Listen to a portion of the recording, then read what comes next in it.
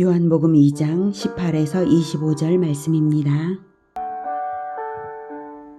유대인의 유월절이 가까운지라 예수께서 예루살렘으로 올라가셨더니 성전 안에서 소와 양과 비둘기 파는 사람들과 돈 바꾸는 사람들이 앉아있는 것을 보시고 노끈으로 채찍을 만드사 양이나 소를 다 성전에서 내쫓으시고 돈 바꾸는 사람들의 돈을 쏟으시며 상을 엎으시고 비둘기 파는 사람들에게 이르시되 이것을 여기서 가져가라.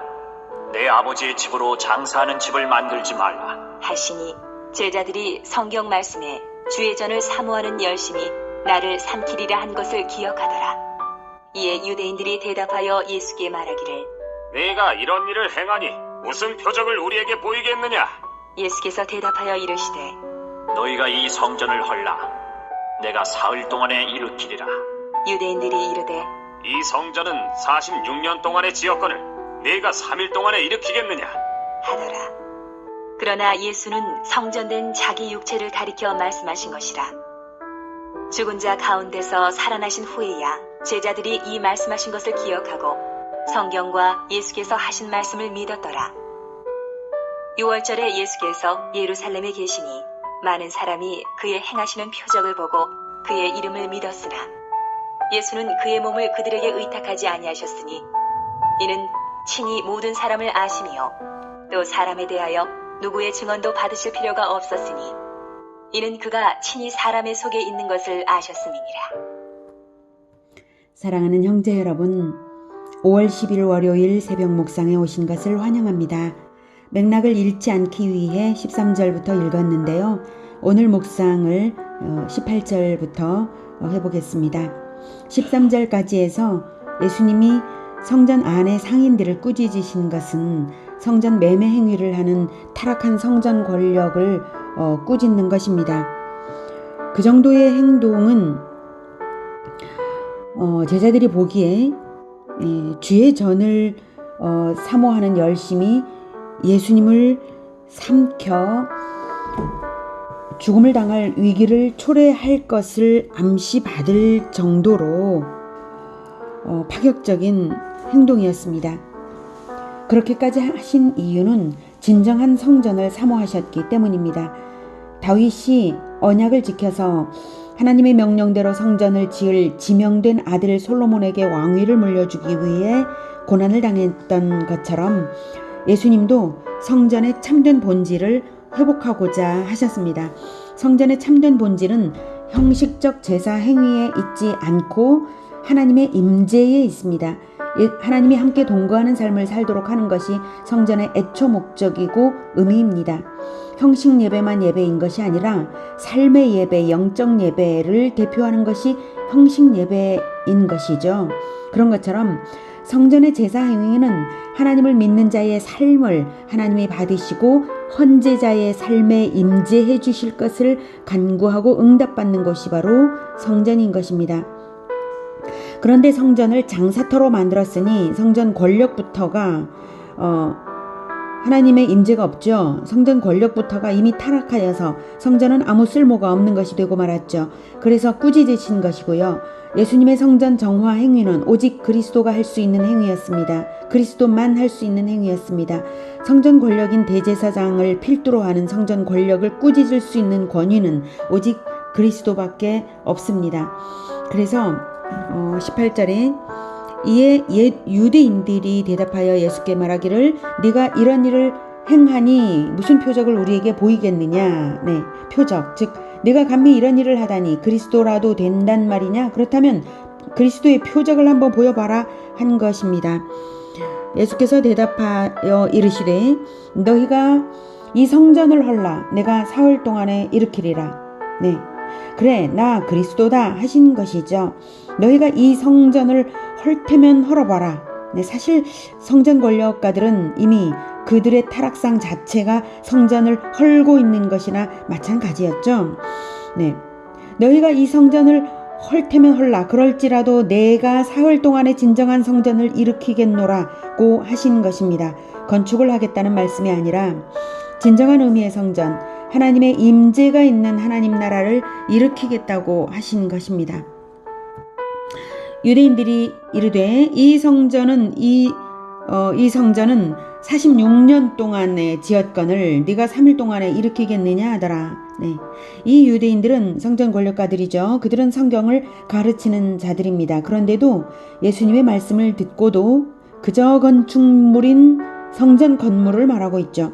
말귀를 못 알아듣는 것입니다. 그들 성전 권력은 종교의 최고 자리에 있지만 이미 자기들의 타락으로 귀가 먹어버렸기에 성경을 배웠어도 성경이 가르치는 진정한 의미를 생각지 않았습니다. 21절 그러나 예수는 성전된 자기 육체를 가리켜 말씀하신 것이라. 네. 육체가 왜 성전이냐? 하나님의 임재가 있다는 것은 사람의 육체에 영혼이 있고 사람의 영혼이 하나님과 동거하는 것이죠. 사람에게 임재하시는 것입니다.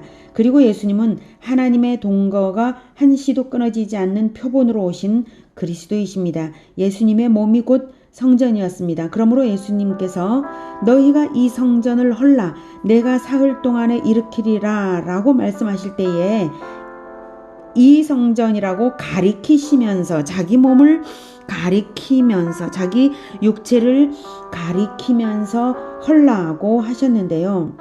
네, 건물을 가리킨 것이 아닙니다. 자기 몸을 가리켰습니다. 예수님은 자기 몸을 가리키시면서 진정한 성전이 여기 있다. 하나님이 임재하시는 이 진정한 성전을 헐테면 너희가 헐어봐라.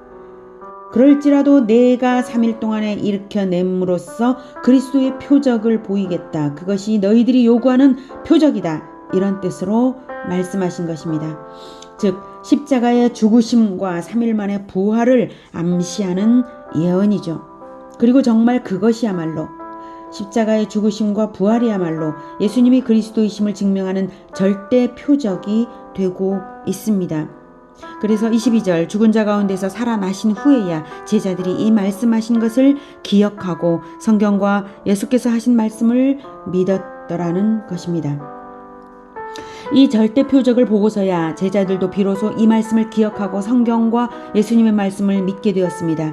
예수님을 공생애 동안 불신했다는 뜻이 아니라 성경 전체가 예수 그리스도를 증언하고 있음을 드디어 깨닫고 예수님의 말씀을 진정으로 알아듣고 그리스도를 왕으로 영접하여 따르게 되었다는 뜻입니다. 왕으로 영접하여 진정으로 성전이 되었다는 뜻입니다. 그것은 십자가 사역을 완성하심으로써 자기 이름으로 보내신 성령이 모든 말씀을 생각나게 하시는 일을 하기 때문에 된 일입니다. 즉 예수님의 이름으로 보내는 성령을 받은 자는 성경을 알아듣게 되고 성령을 받았으므로 성전이 되는 것입니다. 제자들은 자기들이 진정한 성전이 된 후에야 예수님의 말씀을 알아들은 것입니다. 모든 믿는 자를 진정한 성전이 되게 하시는 것은 예수님의 이름으로 보내신 성령으로 인해 됩니다. 그러므로 예수님의 몸을 죽임당하도록 이 성전을 헐라고 하신 말씀이 제자들 귀에 나중에야 통한 것입니다. 23절 유월절에 예수께서 예루살렘에 계시니 많은 사람이 그의 행하시는 표적을 보고 그의 이름을 믿었으나 성전 권력가들은 표적이 될 말씀을 듣고도 그리스도를 믿지 않았으나 유월절에 예루살렘에 모인 많은 사람들은 예수님의 많은 표적을 보고 예수님의 이름을 믿었습니다. 예수님은 초반부터 이적을 많이 행하셨고 그 모든 이적들은 표적입니다. 기적이란 단순한 미라클인데요. 표적이란 사인이 되는 미라클입니다. 메시지를 증명할 목적으로 나타난 기적이죠. 예수님의 표적은 예수님이 바로 그리스도라는 진실을 증명하는 것입니다. 그래서 사람들이 보고 믿었지만 그조차도 온전한 믿음은 아니었습니다. 그저 예수님의 이름으로 이득을 얻을 뿐인 믿음이죠. 예수님을 왕으로 영접하여 자기 삶을 내어드리는 믿음이어야 진정 성전이 되어가는 것인데요. 그런 사람은 없었습니다. 예수님의 이름을 믿었어도 탐심이 동기가 되는 수준이었겠죠. 그것을 알 수 있는 것이 다음 구절입니다. 24절 예수는 그의 몸을 그들에게 의탁하지 아니하셨으니 이는 친히 모든 사람을 아심이요. 예수님은 전지하신 하나님이시므로 모든 사람의 마음의 동기와 죄를 다 알고 계셨습니다. 그래서 자신을 의탁할 만한 사람이 없음도 아셨습니다. 자신을 의탁한다는 것은 예수님을 영접하는 사람과 동거하는 것인데요. 그럴 만한 진정한 사람이 없으니 의탁하지 않으신 것입니다. 또 사람에 대하여 누구의 증언도 받으실 필요가 없었으니 이는 그가 친히 사람의 속에 있는 것을 아셨습니다. 여기서 증언을 받으실 필요가 없었다는 것은 예수님이 심판주 되시는 분이신 것도 알게 하는 말씀입니다.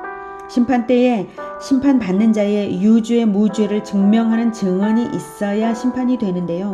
예수님은 그러한 증언이 없어도 인간 내면을 다 아시기 때문에 진정한 믿음을 갖지 못한 사람들과는 동거하지 않으심으로써 그들을 이미 심판하고 계신 것입니다. 물론 완전한 심판은 최후의 심판 때에서 됩니다. 오늘은 진정한 성전이신 예수님, 또한 우리를 진정한 성전이 되게 하시는 예수님을 만났습니다. 예수님을 믿으십니까? 그렇다면 예수님께서 자기 이름으로 보내신 성령을 받으셨습니다. 성령께서 깨닫게 하시는 성경의 가르침을 왕의 명령으로 받아 왕과 동행하고 계십니까? 동거하고 계십니까? 성령의 인도를 순종하시며 진정한 성전으로 살아가는 우리 모두가 되기를 축복합니다. 기도하겠습니다. 하나님, 진정한 성전이신 예수님을 우리에게 보내어 주셔서 그 몸이 파괴됨으로 말미암아 그리고 부활로써 그리고 성령을 보내심으로써 진정한 그리스도이신 것을 증명해 주시고 우리에게 또한 성령을 보내신 것을 참으로 감사합니다. 우리가 예수님을 믿어 예수님을 왕으로 영접할 수 있다는 이것이 참으로 놀랍고 하나님의 은혜입니다. 그럼에도 불구하고 우리가 예수님을 왕으로 영접했다고는 하나 진정으로 예수님과 동거하고 동행되지 못했던 모든 것을 용서하여 주시옵소서.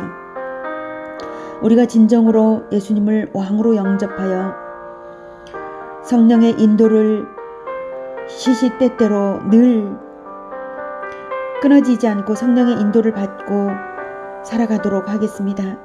주님, 우리를 도와주시옵소서.